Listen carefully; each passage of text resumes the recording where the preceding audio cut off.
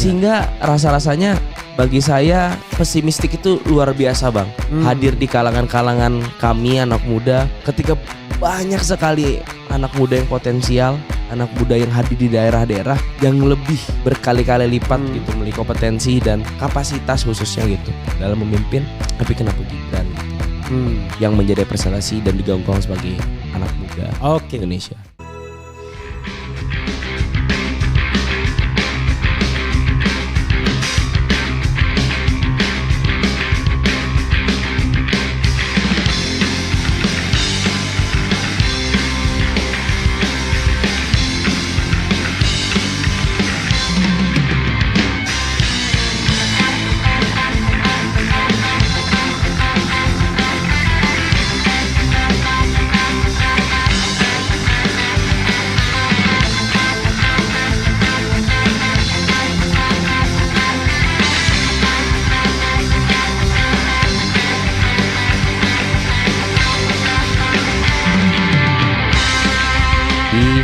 Perkenalkan, nama saya Satria Noval Putra Ansar dari Ilmu Pemerintahan Fakultas Ilmu Sosial Politik Universitas Brawijaya yang sekarang mungkin diamanahi menjadi Presiden Eksekutif Mahasiswa Universitas Brawijaya 2024 dan juga sekaligus merangkap bantu-bantu menjadi Koordinator Pusat BEM Seluruh Indonesia Kerakyatan 2024. Kayak gitu bang. Satria Noval Putra Ansar. Putra Ansar. Oh Putra Ansar. Nah ini khas Bugisnya di Ansar ini ya. Oke. Memang ayah bapaknya Ansar ya namanya? Iya betul. Oke. Bro, kalau bisa agak stay sini ya, jangan sini ya. Oke. Karena kita live ya. Dan ini peka. Mungkin bisa dijawab pertanyaan pertama saya tadi, apa agenda panjenengan dari Brawijaya tadi udah dibilang ya. Malang bang. Universitas Brawijaya Malang, Fakultas Ilmu Sosial Ilmu dan Politik. Ilmu Politik, jurusan Ilmu Pemerintahan. Oke, silakan. Apa agenda SI dan lain sebagainya? Jelaskan. Satu, secara singkat mungkin diundang Presiden ILC Bang Karni Ilyas untuk sharing, bantu untuk menyampaikan keresahan mengenai Jokowi menghitung hari dan Gibran yang di ujung tanduk.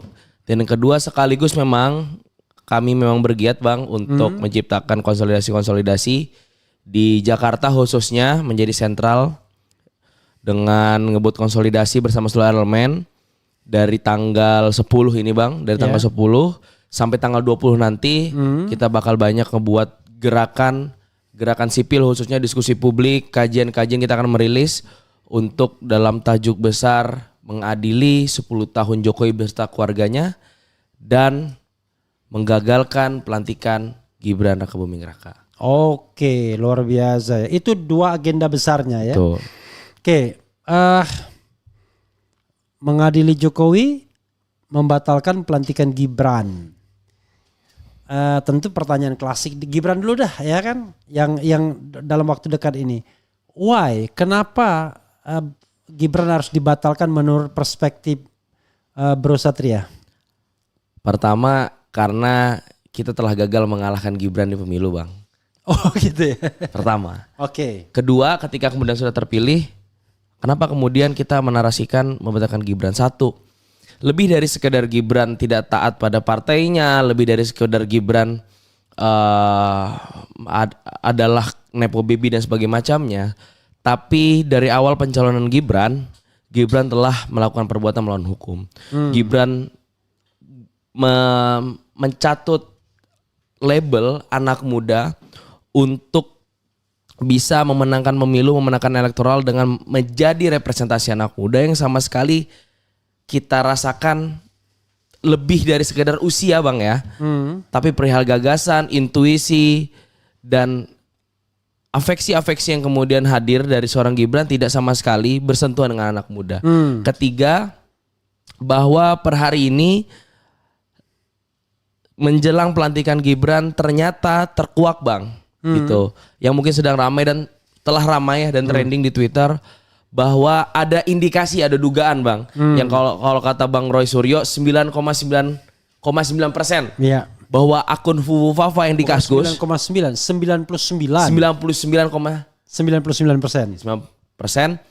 adalah milik Gibran. Dengan dengan pencarian atau investigasi dari netizen yang luar biasa menunjukkan bahwa akun Fufafa ada Gibran. Yang jadi masalah adalah cuitan-cuitan substansi dari postingan-postingan Fufafa jauh dari kata moral, Bang. Jauh dari kata seorang anak muda yang berbicara gagasan dan masa depan Indonesia. Jauh dari kata anak muda yang peduli tentang isu sosial politik, tapi isinya hanya hujatan, pencemaran nama baik, bahkan ada cenderung melecehkan secara seksual, Bang, gitu. Dan ini membuat kita merasa tidak ada alasan lagi untuk kemudian memiliki wakil presiden yang baru dengan histori track record yang sungguh buruk ketika memang terbukti. Namun kan banyak kemudian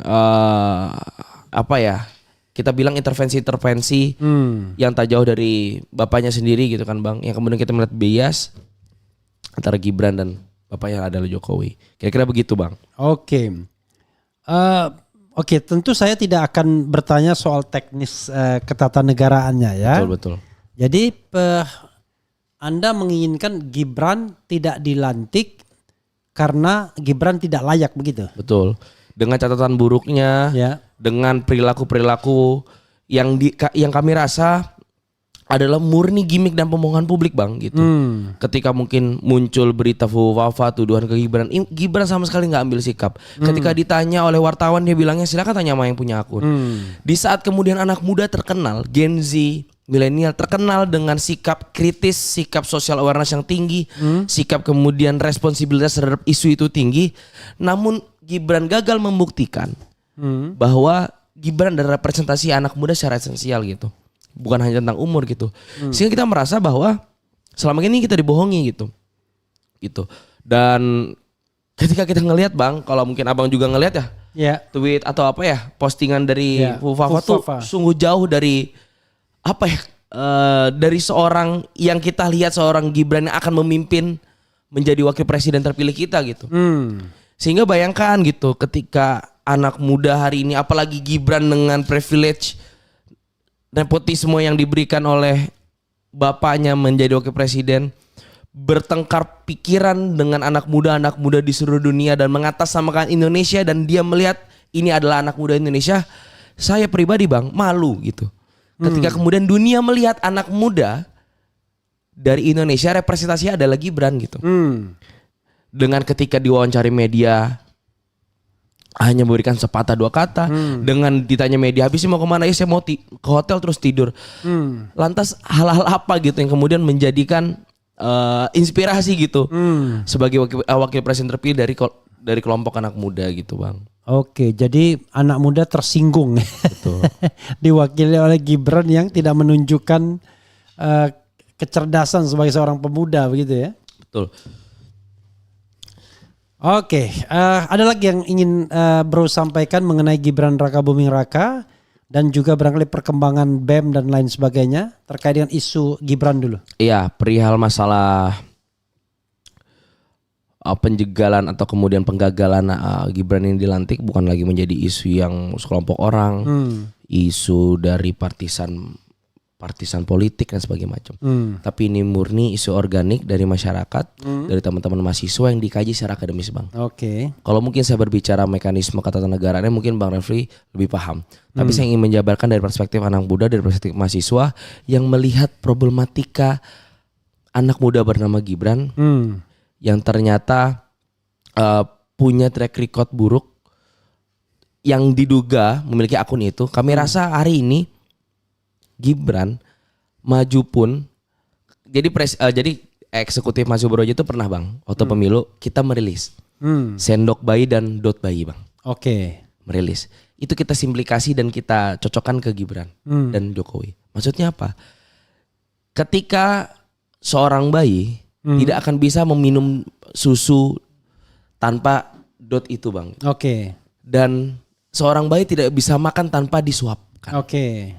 Sehingga kita melihat kompetensi, cara berpikir, dan cara memimpin terkhusus pada konteks kenegaraan elektoral dalam pemenangan apalagi tidak lain tidak bukan disuapi oleh bapaknya kemudian sekaligus Presiden Republik Indonesia Jokowi. Oke, jadi Anda mengatakan dia bukan pribadi yang mandiri, Betul. independen gitu ya. Betul.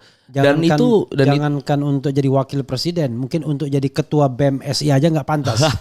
bahkan kita untuk dalam kategori ketua BEM, menteri di dalam BEM, Iya. kita punya kualifikasi gitu Bang. Contohnya IPK. Oke. IPK misalnya di kampus saya 3,5. Itu syarat menjadi ketua BEM. Oke. Dengan sejumlah prestasi untuk meyakinkan publik bahwa dia layak memimpin. Hmm. Misalnya lagi gitu, di kampus ada pergantian kekuasaan, pergantian BEM. Tidak ada cawe-cawe, ada pembatasan gitu Bang. Senior yang sudah menjabat dengan junior yang akan menjabat gitu. Contoh lagi Bang, kita di BEM. Untuk menjadi ketua BEM Bang, itu harus menjadi menteri dulu, harus menjadi ketua departemen dulu, harus menjadi wakil kepala departemen dulu, harus menjadi staf dulu mungkin gitu. Untuk memastikan bahwa jalannya kepemimpinan, rantai kepemimpinan ini pasti gitu. Untuk meyakinkan publik bahwa yang memimpin adalah kompeten. Ketika kita meng-comparing kepada isu kenegaraan yang lebih luas Bang, Yeah. dan berdampak gitu karena menciptakan sebuah kebijakan yang berdampak pada ribuan bahkan jutaan masyarakat gitu. Kita dipimpin dengan orang yang IPK-nya katanya 2,3, yang sekarang ijazah sedang dipertanyakan gitu. Terkait pendidikan yang sedang dipertanyakan, public speaking dan pikiran kita nggak mengerti bagaimana Gibran Raka Buming Raka berpikir tentang negara arah ke depan gitu. Belum lagi proses yang ditempuh Gibran yang sama sekali per hari ini tidak akan ada yang ikhlas, khususnya saya Bang. Gitu. Dengan privilege dan label Nepo Baby gitu. Yang akhirnya kami sempurnakan dengan simbol dot dan sendok bayi sebagai bentuk Gibran tidak mandiri secara politik, harus disuapi dan disuap susu dan nasi oleh orang tuanya yang sekaligus Presiden Republik Indonesia. Oke, jadi kalau saya simpulkan ini underperformance ya, Iya, gitu. under qualification. Betul. Dan Gibran jauh dari sosok anak muda dan wakil presiden yang kita idam-idamkan Bang gitu. Ketika dulu kita punya tokoh-tokoh yang luar biasa pemikir gitu. Tokoh-tokoh revolusioner yang mampu menciptakan gebrakan-gebrakan dan eksistensi Indonesia di mata dunia gitu Bang. Abang mungkin bisa bayangkan 5 tahun ke depan kita dipimpin sama orang Prabowo, ketika mungkin Presiden Prabowo berhalangan hadir dan justru akan menggantikan Mas Gibran di forum-forum nasional, forum-forum dunia. Jangan panggil Mas Gibran, Gibran aja. Gibran gitu. Gibran gitu Bang. Kalau saya trauma dengan orang panggil Mas Gibran itu, biasanya udah mau melipir ini kalau Mas Gibran. Oh, enggak Gibran gitu kan Bang. Iya.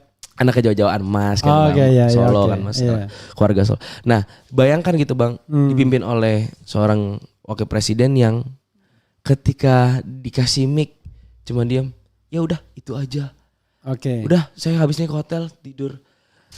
Sehingga rasa-rasanya bagi saya pesimistik itu luar biasa Bang. Hadir di kalangan-kalangan kami anak muda ketika banyak sekali anak muda yang potensial, anak muda yang hadir di daerah-daerah yang lebih berkali-kali lipat gitu memiliki kompetensi dan kapasitas khususnya gitu dalam memimpin. Tapi kenapa Gibran gitu? Yang menjadi representasi dan digaung-gaung sebagai anak muda Indonesia. Kalau Anda mengatakan ya, kenapa Gibran harus tidak dilantik dengan 3 kata? Bisa nggak? 3 kata loh. 3 kata. 3 kata Satu Bang. apa? Saya pikir dulu Bang. 3 kata. 3 kata. Kenapa dia tidak harus dilantik dengan 3 kata?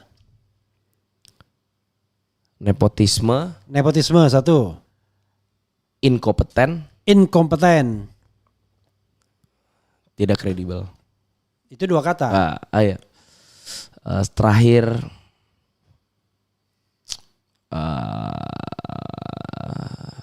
apa ya? Terakhir dependen.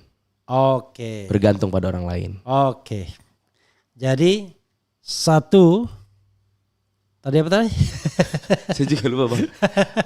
Nepotisme, Nepotisme, inkompeten, incompetence, dependent. dan terakhir dependen. Harusnya anak muda independen Bang. Ya. Gitu. Jadi dia Gibran itu tidak punya kompetensi.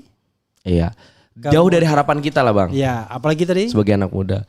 Inkompeten, Karena dia nepotis, nepotisme, dia lahir dari ya, jalur nepotis. dan kemudian dia orang yang bergantung, tidak independen, tidak mandiri. Betul. Jadi wajar ya saudara sekalian kalau kita susah mengulangi karena ini kita baru aja keliling-keliling gasing-gasing tiba-tiba pagi ini atau dini Betul, hari kita dini hari. melakukan sebuah podcast ya, ngeri-ngeri sedap. Oke. Kita geser dari Gibran ya. Anda juga ingin Jokowi diadili. Iya. Ini tema yang sudah jamak. Semua orang mengatakan demikian. Betul. Tapi kemudian pihak sana ngece itu ngejek kita. Ngomong doang. Buktinya sampai sekarang nggak ada kan, berhasil tidak diimpeach kan Mulyono atau Jokowi. Alasan Anda kenapa? Toh bagi mereka baik-baik aja itu berhasil Jokowi, kata Kodari tadi kan gitu. Oke, silakan. Iya, pertama Bang, 10 tahun Jokowi itu kompleks. Setiap tahun, setiap menit, setiap hari Jokowi mampu merubah perspektif orang dan kepercayaan orang. Saya 2019 Ya. masih menganggap 2019 sebelum dia terpilih Bang ya, Ya. di periode 2, melihat Jokowi masih menjadi harapan karena dia ingin lanjut periode kedua untuk menuntaskan. Tapi ternyata ketika reformasi di korupsi, RKUHP, revisi Undang-Undang KPK, RUU Minerba, dan seluruh peraturan perundang-undangan yang bermasalah, produk hukum yang bermasalah, serta orkestrasi politik yang rasa-rasanya hari ini jauh dari kata ideal dan jauh dari kata kesederhanaan yang melekat pada Jokowi. Sehingga saya nobatkan hari ini Jokowi adalah presiden paling palsu di dunia. Berkata A melakukan B, berkata B melakukan A, gitu. Kalau di dunia mungkin agak terlalu hiperbola. Iya, ya. mungkin dalam sejarah Indonesia kali Bang ya, dalam sejarah Indonesia lah ya. dalam sejarah paling Indonesia. Karena saya juga nggak bisa menjawab tuh kan sedunia. Dalam sejarah Indonesia lah. Karena gitu. banyak presiden yang lebih kacau dari Betul. Jokowi ya. Ada yang lebih inilah ada Bang Idi ya. Amin Betul, di betul. Uganda dulu ya. Jadi ralat berarti Jokowi adalah presiden paling palsu. Oke, dalam sejarah Indonesia. Dalam sejarah Indonesia ya.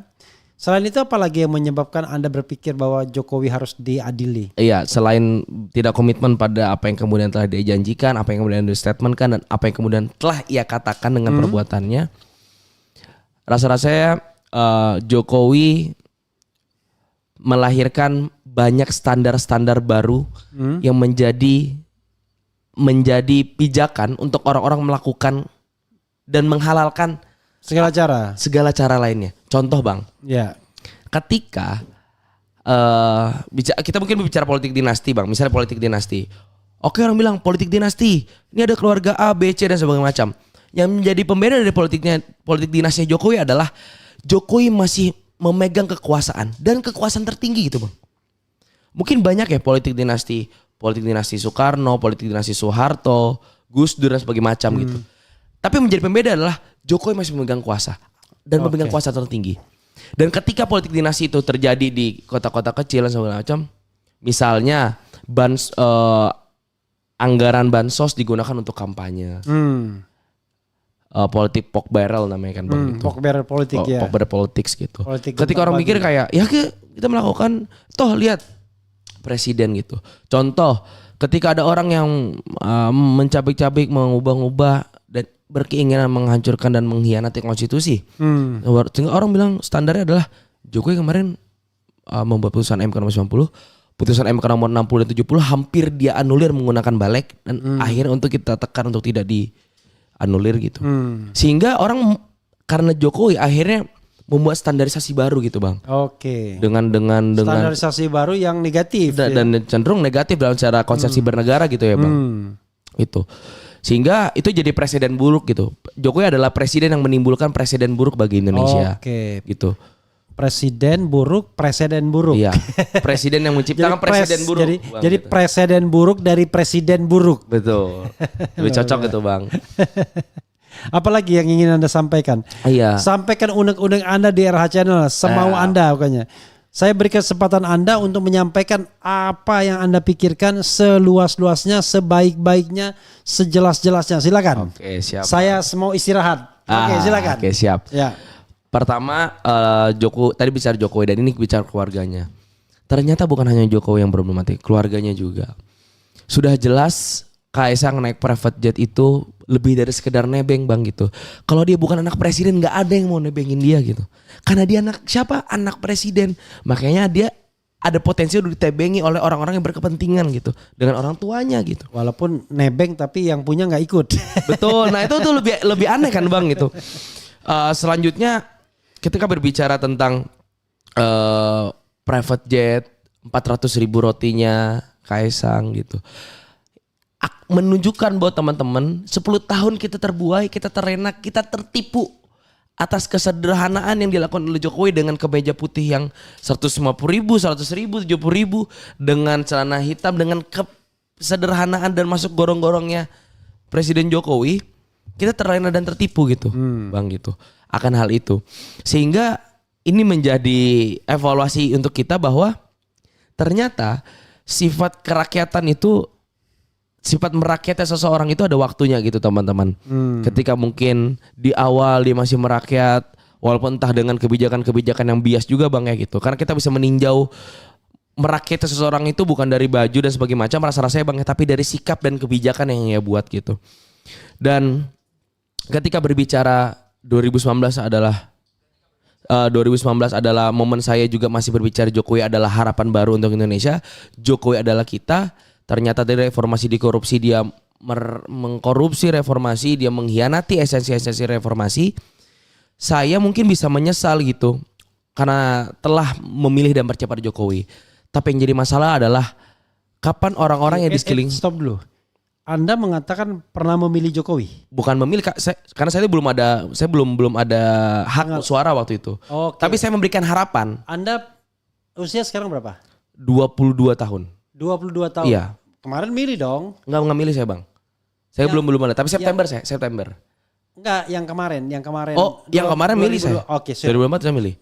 2019 saya bilang. Saya tidak bicara tanya pilihan Anda. 2019 nggak milih ya? Saya nggak milih. Oke, 2019. Silakan. Go ahead. Jadi bicara Jokowi 2019 saya punya harapan tuh bang. Dan saya menyampaikan beberapa pendapat gitu di ruang kelas. Bahwa keberpihakan saya dulu pada Jokowi. Waktu itu gitu. Anda SMA. SMA, oke. Dan saya rela bang SMA berdebat. Di salah satu kecamatan di Kuta Kartanegara namanya Tenggarong bang. SMA 1 Tenggarong. Oh, Tenggarong ngetop. Ya. Saya Kalimantan Timur, Kuta Kartanegara. Oke, Tenggarong. Oke, silakan. Di sudut-sudut kelas saya rela bang berdebat dan meyakinkan kepada publik bahwa seorang anak SMA kelas 2 kelas 3 bilang bahwa Jokowi adalah harapan. Karena dengan kesadaran Jokowi dia paham betul gitu apa yang diinginkan oleh rakyat kecil dan sebagainya macamnya. Dan ternyata mungkin saya bisa menyesal karena saya mungkin pernah beri harapan.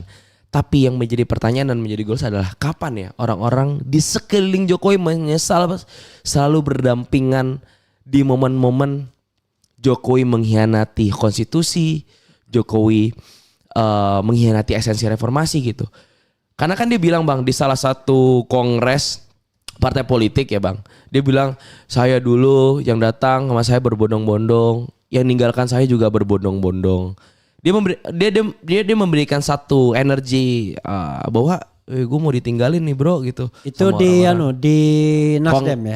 Kongres Nasdem. Sehingga cenderung bagi saya ya ketika semua orang meninggalkan Anda harus muhasabah diri gitu. Apa yang kemudian Anda lakukan, bagaimana keterikatan Anda dan orang-orang lingkungan Anda gitu. Apakah keterikatan pertemanan itu hanya sebatas kekuasaan, bukan hanya terbatas masalah emosional ataupun pikiran ideologis gitu. Sehingga layak untuk Anda ditinggalkan. Terkhusus pesan saya kepada Bapak Presiden terpilih, Pak Prabowo, jangan segan-segan untuk meninggalkan Pak Jokowi jika dirasa memang mengganggu dan melawan arus dari esensi-esensi yang kemudian baik untuk menjadi landasan 5 tahun ke depan gitu.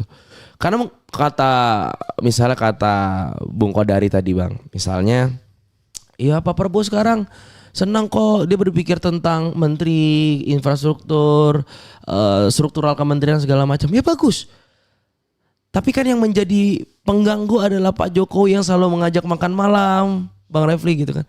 Selalu mengajak makan ini segala macam yang selalu menebar kedekatan dan segala macam. Bagus lah gitu. Akhirnya orang mengganggu ini harus dikurasi gitu. Termasuk Pak Jokowi yang kemudian menitipkan menteri-menterinya sebagai orang-orangnya dia dan sebagainya macamnya.